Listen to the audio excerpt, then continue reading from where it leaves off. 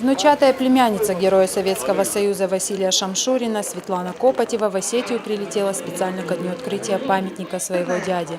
Она приехала из Удмуртии. О его доблестном подвиге знают почти в каждом уголке России. В ноябре 42-го в небе над Зуарикау был подбит самолет-истребитель. За штурвалом 22-летний Шамшурин. Летчику приказали вернуться на аэродром, но бесстрашный солдат направил боевую машину в самое военное пекло. К сожалению, выжить Василию Шамшурину не удалось. Звание Героя Советского Союза летчику дали посмертно. Я сегодня счастлива от того, что стою на этой земле. Она для меня священная, так как 22 года – это совсем молодой возраст.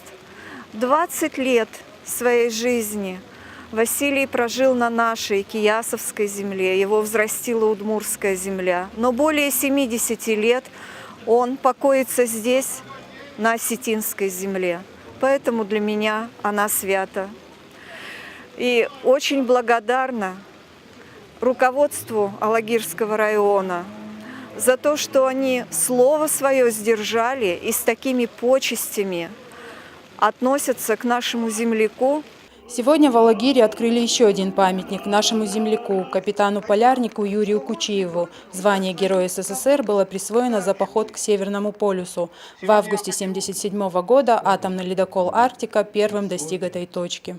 Мы сегодня пришли, чтобы почтить память великих людей, которые очень-очень много сделали для нашей победы, для того, чтобы мы жили в мире.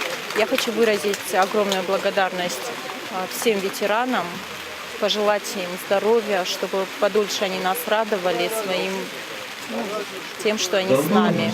Огромное им спасибо. Я хочу пожелать всей молодежи, чтобы они равнялись на наших ветеранов. Аллея героев в Алагире появилась еще в прошлом году. Здесь установили бюст Герою Советского Союза генералу армии Георгию Хитагурову. В ближайшее время на аллею вековечат память еще нескольких отважных красноармейцев. Рая Дзантьева, Борис Сопоев, Осетия ТВ.